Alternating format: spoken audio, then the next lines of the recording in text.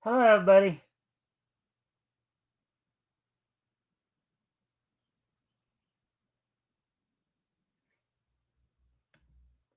All right, welcome to the Mikestand. Today is, of course, um, Friday, March the 13th, 2026. Of course, we're going to wait a few minutes to give people a chance to come in before we get started. Friendly reminder to everybody, of course, if you haven't already, if you guys can help out by liking and sharing the stream, see if we can get some more friendly people to engage. I'd be appreciated. Also, if anything here grabs your attention, feel free to comment and or ask questions. I'll try to answer the questions best of my ability. So it looks like we've got three people in here. So I guess we will. Guess I'll go ahead and I guess I will just go ahead and talk about what's on tap for tonight. Then, so tonight we're going to go over a couple of articles from MeTV Tunes. As I'm guessing with the Oscars coming up this weekend, that's what a lot of the news stories are revolving around, including how Looney Tunes almost lost their first the Oscar. They eventually won. I guess they almost lost it, and then the reasons behind why William Hanna and Judge Barbera weren't allowed to receive their Tom and Jerry Oscars. So um, look at those articles. Plus, we'll have, of course,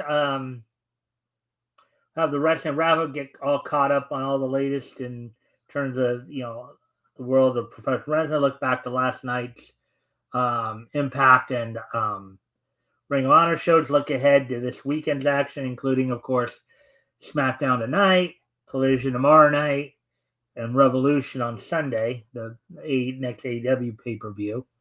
As it looks like the card is finally shaping up a bit here. And then we'll wrap things up with this day in each history. So, with all that being said, why don't we go ahead and get started then? I'll go ahead and get started.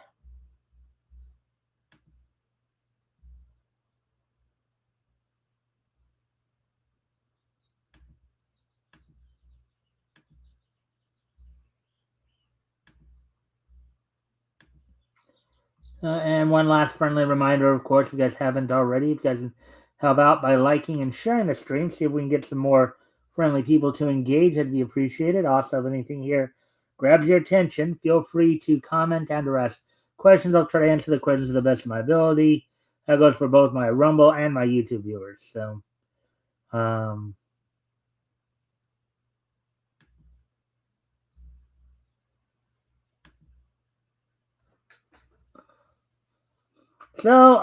let's go ahead and get started here.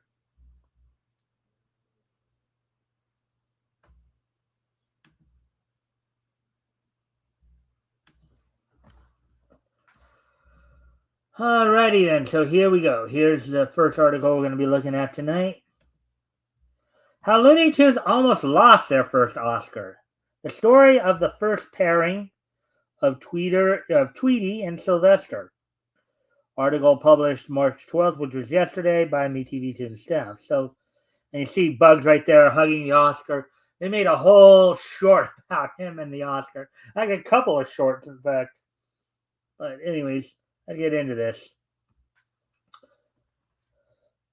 The cartoon that won Warner Brothers their first Academy Award was almost scrapped. The year was 1945. Director Fritz Frayling was 20 years into the animation, 20 years into his animation career, and 15 years into his tenure at Termite Terrace, aka Warner Brothers. As a Looney Tunes animator, he created Porky Pig, Yosemite Sam, Sylvester the Cat, and many other classic Looney Tunes characters. Of the 5 Academy Awards won by Looney Tunes, 4 of them were directed by Frayling. He had thrived under the production and leadership of Leon Schlesinger, who gave Frayling and the other directors complete creative control over their cartoons. Schlesinger's hands-off approach allowed the animators the freedom to experiment with comedy styles, animation techniques, and comedy timing. But then everything changed in 1944 when Leon Schlesinger retired and sold his company to Warner Brothers. The animation team at Termite Terrace officially became the Warner Brothers Cartoon Studio, and they had a new boss.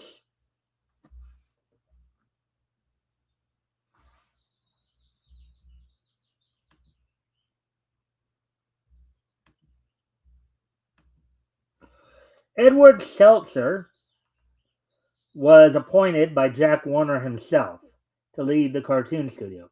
Seltzer did not come from a cartoon background, but then again, neither did Schlesinger.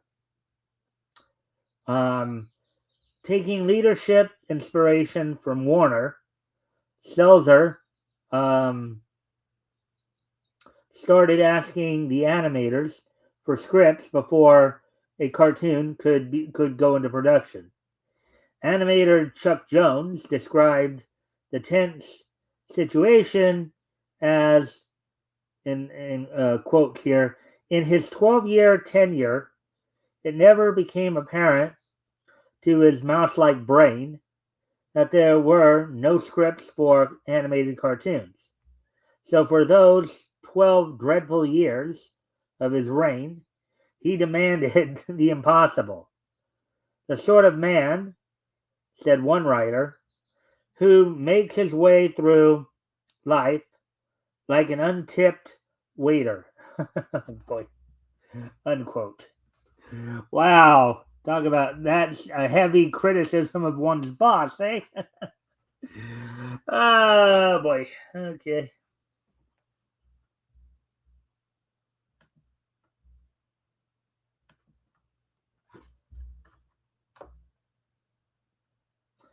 Let's see now.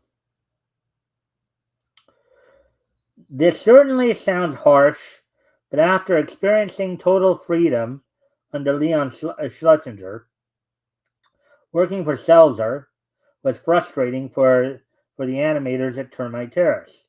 The tension continued until 1945, when Bob Clampett, a Looney Tunes animator and creator of Tweety Bird, left the studio due to artistic differences. Sources disagree if he was fired by Seltzer or if he left on his own accord. But he left behind several incomplete Tweety shorts.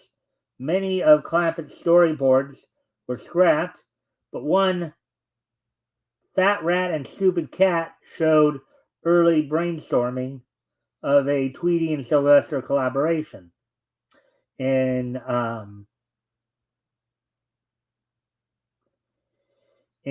Clampett's absence, Fritz Frayling adopted the character Tweety and redesigned him into the cute yellow canary we know today.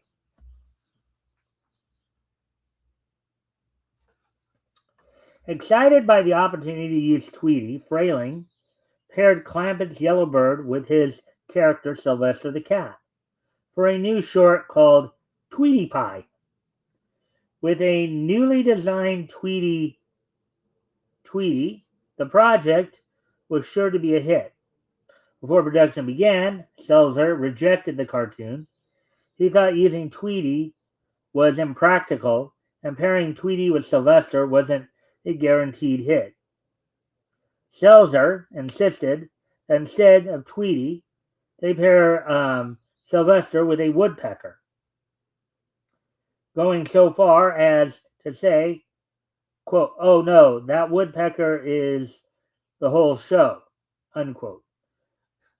I guess Seltzer was taking the lead from Walter Lantz, as of course mid 40s was also around the time Woody Woodpecker was starting to thrive, starting to come into his own at Walter Lantz Productions and Universal Studios. Sylvester had appeared in other cartoons with this unnamed woodpecker, but with Clampett gone, Frayling saw a lot of potential in Tweety as a strong character. According to Frayling in his documentary, Fritz on Film, Frayling told Seltzer, quote, "Since you've been here 6 months, and I've been here 15 years, and you know more than I do, here, you do it." And placed his drawing pencil on Seltzer's desk. Frayling walked out, presumably about to leave the studio forever. Yeah, that's it's kind of another slight take on the idea. Well, the only way to do the job right is to do it yourself, right? But when somebody else thinks that they're the ones that are right and everybody else is wrong, then say, okay, fine. You want it done your way, you do it. So that's a pretty interesting way of doing things. So,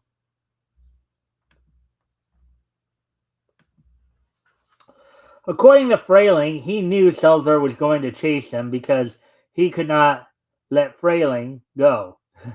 Then he just lost Clampett, yeah, and if he's not careful, if he lets Frayling go, then he's just down to Chuck Jones. Not that Chuck Jones is a bad animation director or anything like that, but you go for having three very talented animators down to one, and you're in trouble. Faced with losing one of the strongest animators and builder of Looney Tunes series, Seltzer had to cave. He called Frayling, apologized, and told him he could, okay, typo there, do the cartoon the way he wanted to, with Tweety. Frayling went into production with Tweety Pie, and later on it was nominated for and won 1947 Academy Award for Best Animated Short Film. So basically, Frayling stood his ground and ended up winning it not just for himself, but for the studio there. After Shirley Temple announced the winner, Seltzer accepted the Oscar and gave the speech, saying, quote, "In accepting this award, I'm naturally thrilled, but I accept it for the entire Warner Brothers cartoon studio. However, the one man who really should be up here getting this award, and not me, is the director of the picture, Fritz Frayling, who is in the audience. I can't pay him to too great a tribute. Thank you," unquote.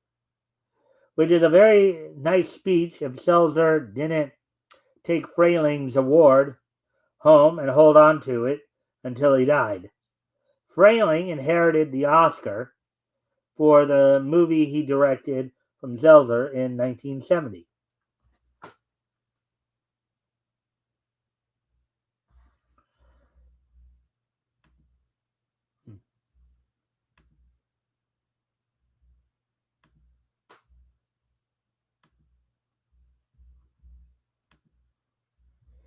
While Seltzer's humorless skepticism nearly ruined an Academy Award-winning cartoon, his pushback gave the animators at Termite Terrace inspiration to prove him wrong.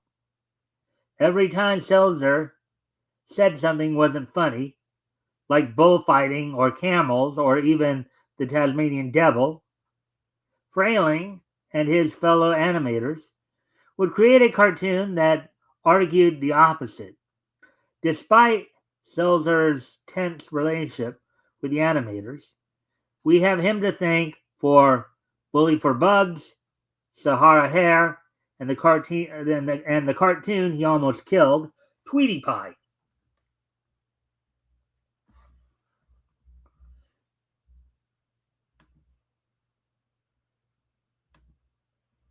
Watch Bugs Bunny and Friends on MeTV Tunes, weekdays at 9 a.m. Eastern, 8 a.m. Central, 6 a.m. Pacific, 8 p.m. Eastern, 7 p.m. Central, 5 p.m. Pacific, Saturdays at 8 p.m. Eastern, 7 Central, 5 Pacific, and Sundays at 12 noon Eastern, 11 a.m. Central, 9 a.m. Pacific. All right, now, so getting ready to move on to the next article here.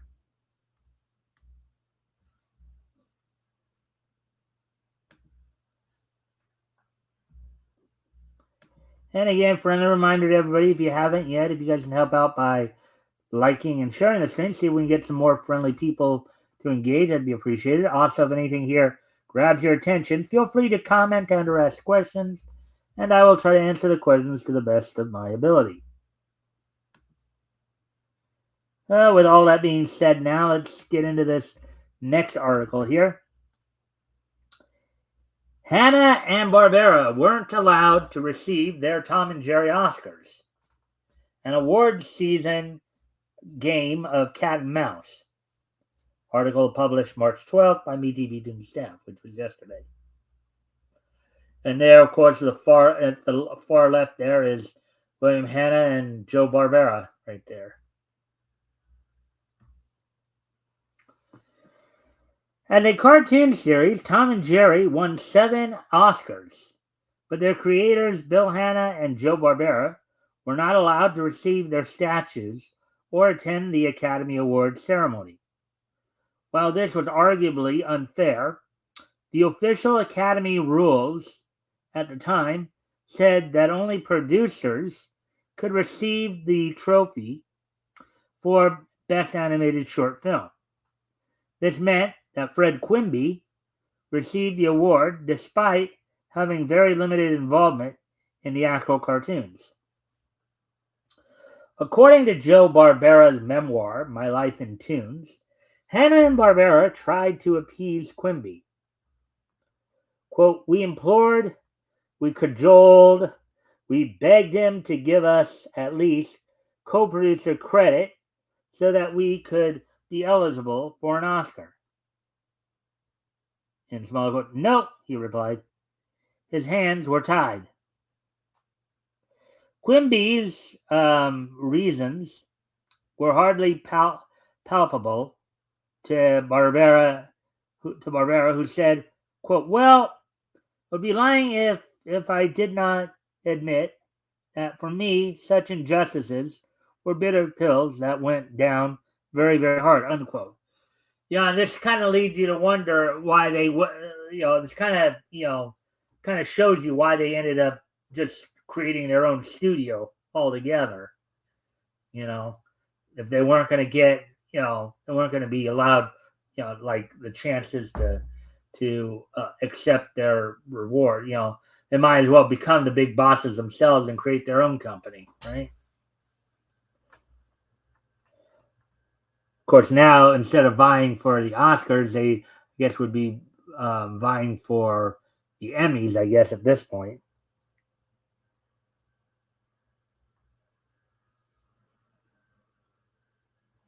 While Quimby always credited and thanked Hanna-Barbera in his acceptance speeches, it was still unfair that the cartoon's creators did not get their moment of recognition.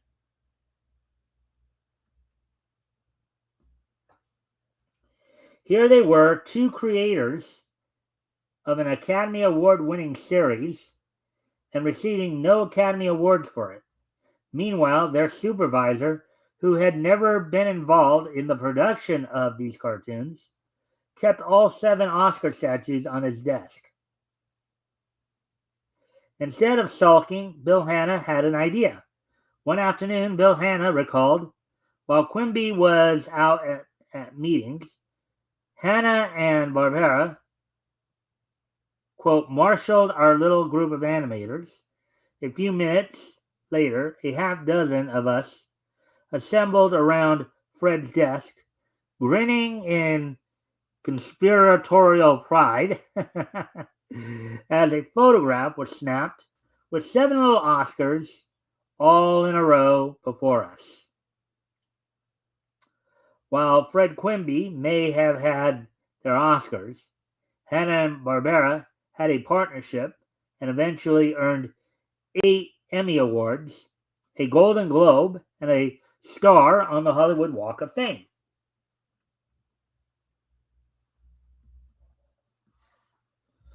That one went kind of quick.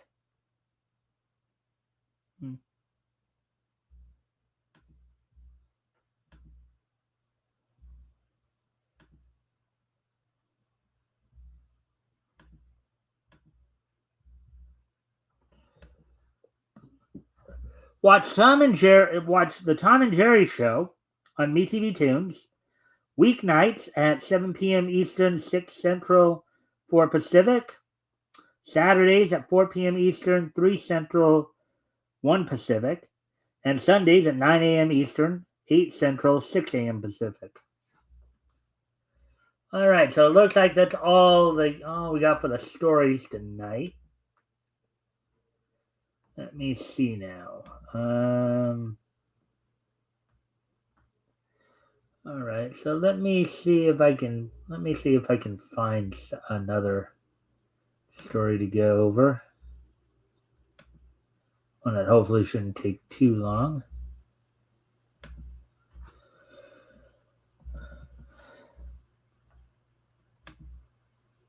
Oh, no.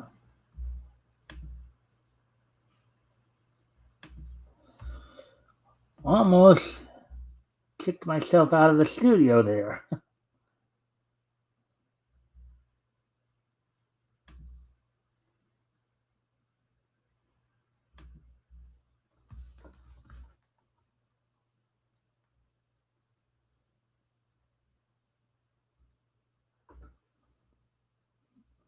Nothing new there.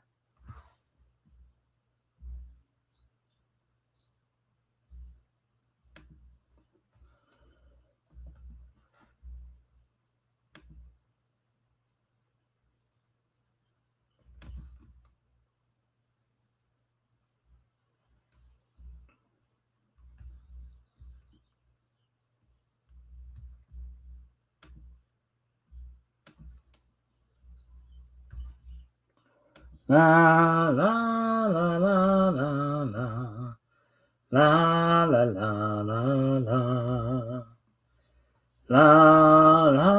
la la la la la la la la.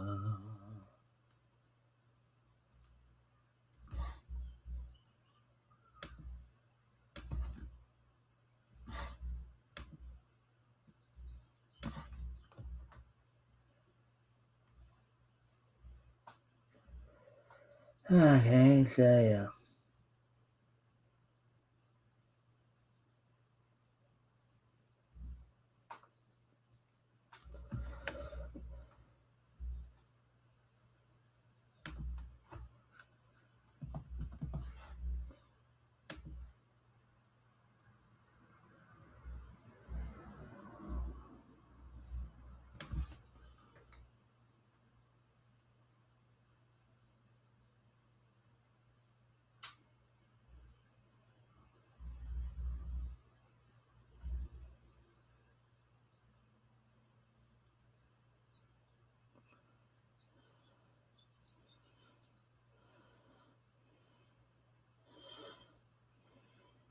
All right, so yeah, so basically, as we said, still in a bit of a slow.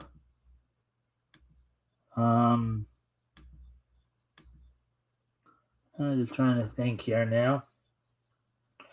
Again, if there's anything you guys want to talk about, anything you want to ask about in the realm of, anime, cartoon, comics, pro wrestling, manga, feel free to ask. I'll try to answer the questions to the best of my ability.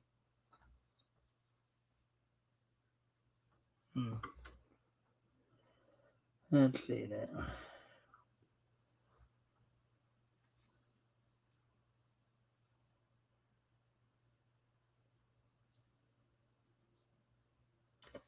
What indeed could I talk about, or because we've been talking a lot about the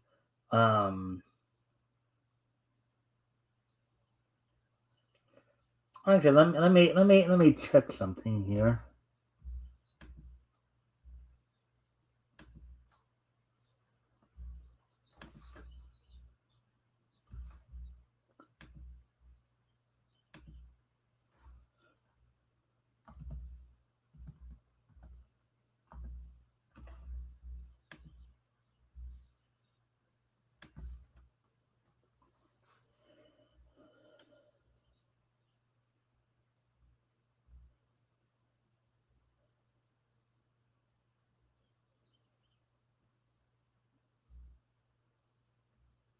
Yeah,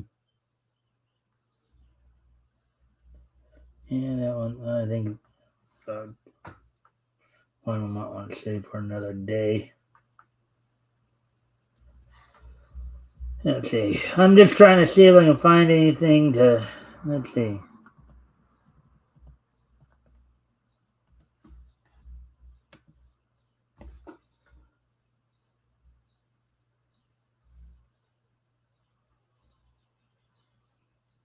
Yeah, most of what I'm thinking of probably take too long.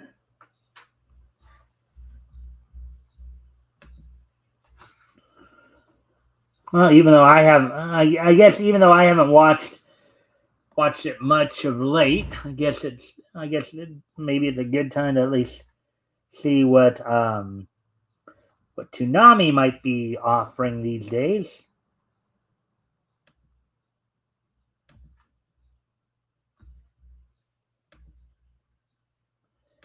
What is the current lineup for Toonami?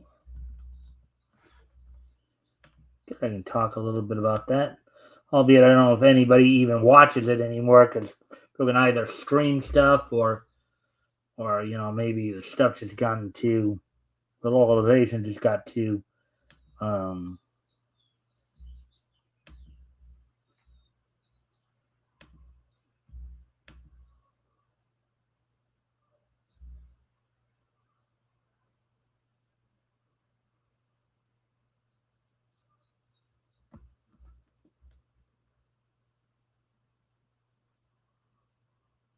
hmm.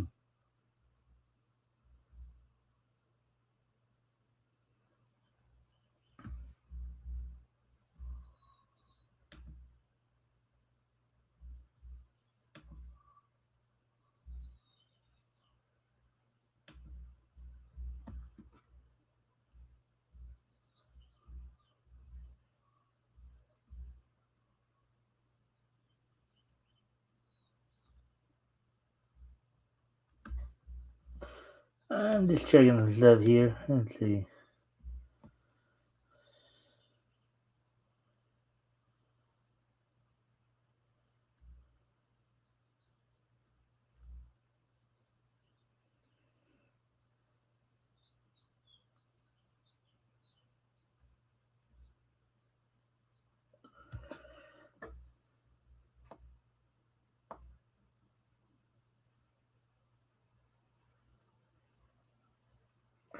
So it would appear, anyways, that the programming block has maybe been um, cut down to 3 hours here.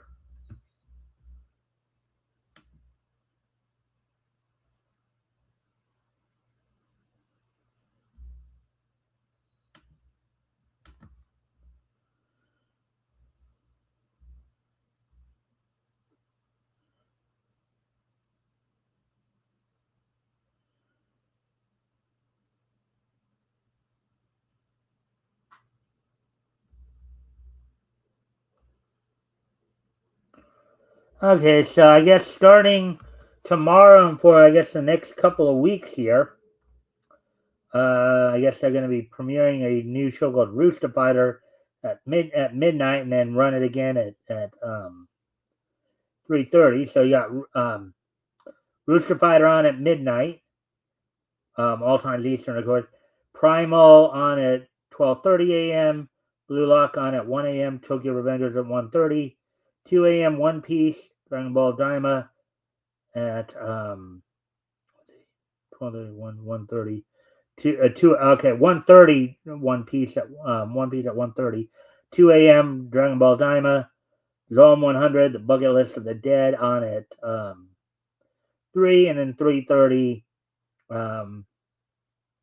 Rooster Fighter. So that's at least what's apparently on now. At least for the next couple weeks here. So I guess we'll. That is, if you're interested if you're even remotely interested in Toonami at this point. Anyways, yeah, there's not really, yeah, again, just kind of a slow Um, Kind of a slow news cycle, as it were, in the world of niche. So, a little earlier than I intended, but I'm going to go ahead and move on to the wrestling wrap up. Maybe I can stretch out some time there a little bit. We'll go ahead and look back to last night's Impact and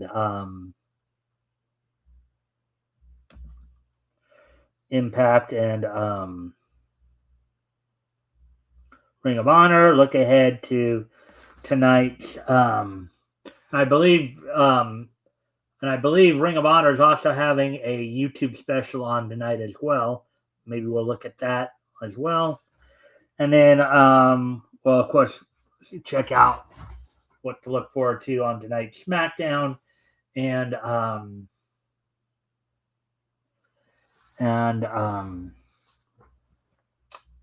you know, the AEW's action this weekend with Collision. And so on last night's Impact, which aired on AMC and came from the Gateway Center Arena at College Park in College Park, Maryland, with Tom Hannafin and Matthew Rainwell on commentary. In the opening match, saw the Hardy Boys, Jeff and Matt Hardy, the current TNA World Tag Team Champions, defeat the team of Sinner and Saint in a tag team match, Judas Icarus and Travis Williams. In just under 3 minutes, Indy Hartwell defeated Kelsey Heather. In a 6-man tag match, international champion Trey Miguel teamed with BDE and Rich Swann to defeat Order 4 in a 6-man tag of Mustafa Ali and the Great Hands tag team of Jason Hotch and John Scott. They, of course, had Special Agent Zero and Tasha Steelz in their corner. AJ Francis would defeat Elijah in just under 6 minutes. Ricky Sosa made his TNA debut as he, the internet sensation, would beat Brad Attitude in just over 3.5 minutes. And then in the main event, Moose with Alicia Edwards in his corner defeated Cedric Alexander in an Atlanta street fight. So that's all that happened on last night's TNA Impact. So now moving on to Ring of Honor. See what went down on last night's Ring of Honor. On Ring of Honor on Honor Club on ringofhonor.com, ringofhonorwrestling.com, coming from the WJCT studios in Jacksonville, Florida, with Caprice Coleman and Ian Riccaboni on commentary, in a proving ground match for the Ring of Honor Women's World Title, in which if the challenger either won the match or lasted the time limit, they would earn a shot at the Ring of Honor Women's World Title. Athena tried to stave off the challenge of Maya World. Maya World was able to last to 10 minutes. Therefore, she's earned a shot at the Ring of Honor Women's World Title. In a Ring of Honor Women's World Television Title match, Red Velvet defeated Heion in just over 5 minutes 11 seconds. In another proving ground match, this time for the World 6-man tag match, in which, again, if the challengers had won or lasted the time limit, they would have earned a shot. The Shane Taylor promotions, who are the current Ring of Honor World 6-man tag of the inventory of Carly Bravo and Sean Dean and Shane Taylor, staved off the challenge of the team of Nick Camarado, QT Marshall, and Aaron Solo. In another title match, in a match for the Ring of Honor World Tag Team titles, La Facción Ingobernables team of Sammy Guevara and Beast Muertos retained the titles over the Colones, Eddie and Orlando Colon, of the famous Colon family. In a mixed 6-person tag match with Mark Sterling in their corner, the premier athletes of Aria Deva, Tony Nese, and Story Denali defeated the team of Angela Risk, Parker Lee, and Mark Davidson. Scorpio Sky defeated Brian Keith in a singles match. In the main event, saw in a match for the Pure title, Lee Moriarty successfully defended against former Pure champion, Ring of Honor Pure champion Josh Woods. And Josh Woods' recent return to television here. So now let me see. Now I do believe they said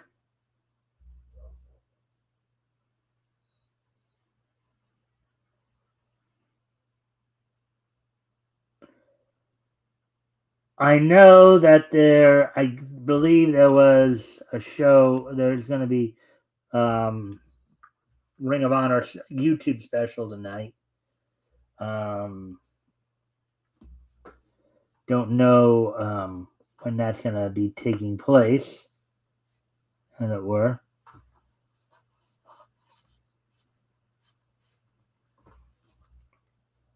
Can't find any information on it.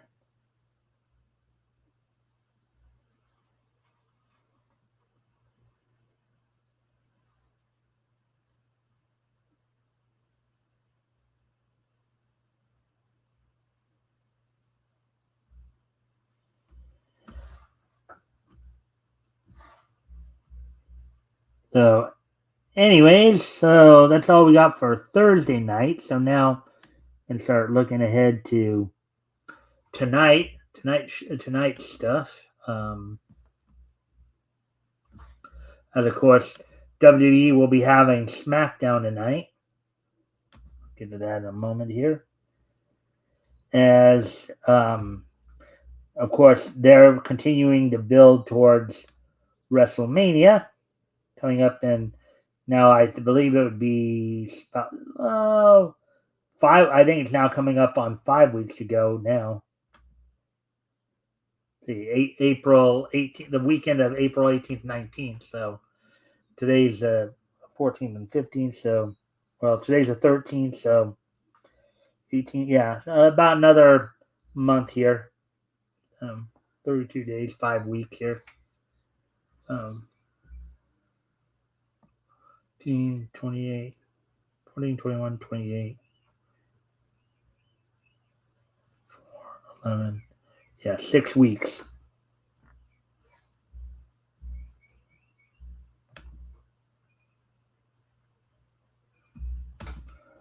Let's take a look at what's going down on tonight's SmackDown, which will, let's see, will be airing on the USA Network, and coming from the Phoenix Arena in Phoenix, Arizona, PHX Arena.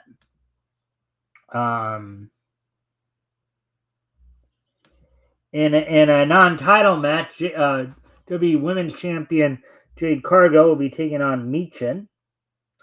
In a match for the WWE Women's Tag Team titles, the Irresistible Forces of Lash Legend and Nia Jax will be taking on former champs Alexa Bliss and Charlotte Flair. Another non-title tag team match, the Wyatt Six of Uncle Howdy and Eric Rowan in this case will be taking on the tag team champions, the MFTs of Solo Sikoa and Tama Tonga. That's all, and as we continue to build up more stuff towards WrestleMania here over the next 6 weeks here. Now let's go ahead and look to tomorrow night.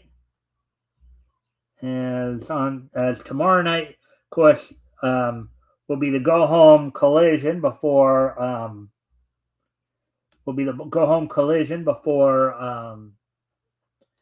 Sunday's Revolution pay-per-view.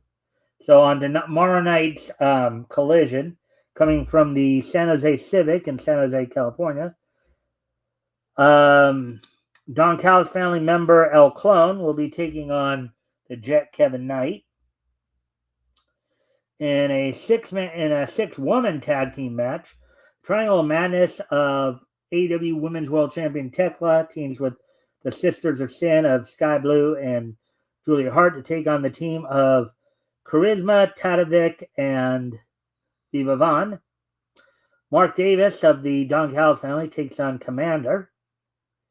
In another six-man tag match, the Bang Bang Gang of Ace Austin, Austin Gunn, and Juice Robinson be taking on the Demand, led, of course, by AEW National Champion Ricochet, along with the Gates of Agony of Bishop Khan and Toa Leona. Lena Cross will be taking on Mina Shirakawa, and Andrade is set to take on Máscara Dorada. So that's all going down on tonight's or on tomorrow night's Collision. So now as we move ahead to Sunday, now I believe this, unless they announce something tomorrow night or something like that, but here I guess is the final, could be considered the final match card for Sunday's Revolution pay-per-view, coming from the Crypto.com arena in Los Angeles, California. AEW will hold its Revolution pay-per-view there. You have in a six-man tag action, you have the Dogs of Clark Connors, David Finlay, and Gabe Kidd, formerly known as the Bullet Club War Dogs faction in New Japan, taking on Darby Allin, Orange Cassidy, and Roderick Strong in a six-man tag match.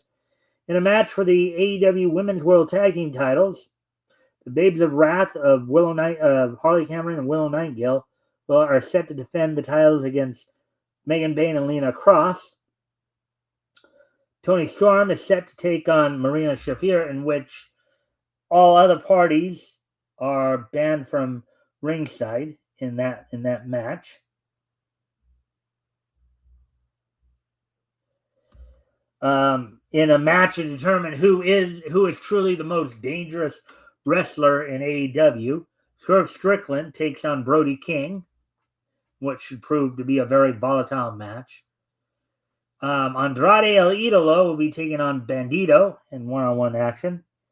In a match for the AEW World Trios titles, the Don Callis family members of International Champion Kazuchika Okada, TNT Champion Kyle Fletcher, and Mark Davis will be taking on the team of Jet Speed, of Speedball, Mike Bailey, and the Jet Kevin Knight, and Mystico. FTR, currently in their third reign as AEW World Tag Team Champions, of Dax Harwood and Cash Wheeler, will be set to defending the AEW World Tag Team titles against the other three-time AEW World Tag Team, the Young Bucks, Matt and Nick Jackson. In a no time limit match for the AEW Continental title, Jon Moxley defends against Konosuke Takeshita. This match came about from, after their last match led to a draw, which neither one seemed happy with. In a best 2 out of 3 falls match, Tekla defends the AEW Women's World title against former champion Chris Statlander. This will be Chris Statlander's contractual rematch. And in the main event, in a Texas death match, MJF will defend the AEW World title against Adam Page. If Adam Page does not win this match, he will never again be able to challenge for the AEW World title. So that's what's on the line here.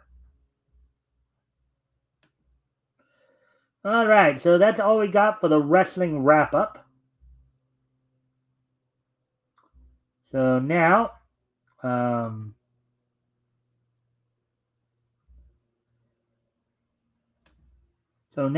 with today being, of course, Friday, March the 13th, 2026, let's go ahead and take a look back at this day in each history. So first off, I'd actually like to wish a happy 70th birthday to American actress Dana Delaney. Dana Delaney turned 70 years old today. Of course, in the realm of cartoons, Dana provided the voice of Lois Lane in a number of Superman cartoons of the 2000s, most notably in the DC animated universe. She also provided the voice of Lois Lane in such cartoons as The Batman, Superman Brainiac Attacks, Justice League Flashpoint Paradox. She provided the voice of Loana in Justice League Unlimited episode for The Man Who Has Everything. She also provided the voice of Andrea Beaumont in Batman Master of the Phantasm. So known for a lot of her work in DC. And she also provided the voice of DC Valar in the Batman Brave and the Bold episode of the Super Batman of Planet X. So there we go. So happy 70th birthday to Dana Delaney.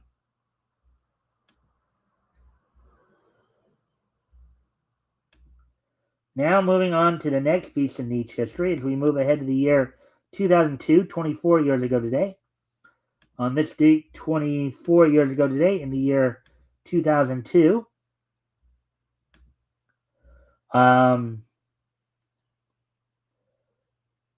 the 65th issue of Blade of the Immortal went on sale on this date back in 2002. It was part of the Dark Horse manga imprint. So on this date, 24 years ago today, the 65th issue of Blade of the Immortal from Dark Horse's Dark Horse manga imprint went on sale on this date back in 2002. And finally, we move ahead to the year 2021. On this year, in the year 2021, 5 years ago today,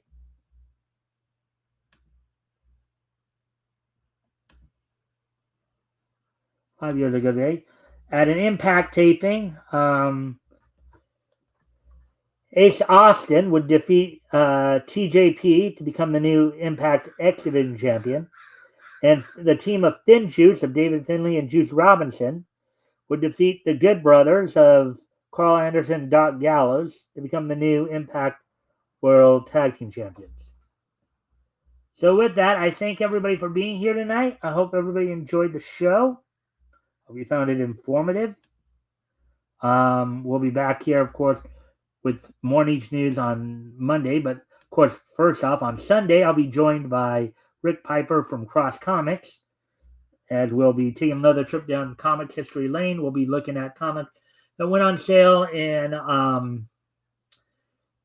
August of 1940, looking at books that went on sale from Ace Magazines.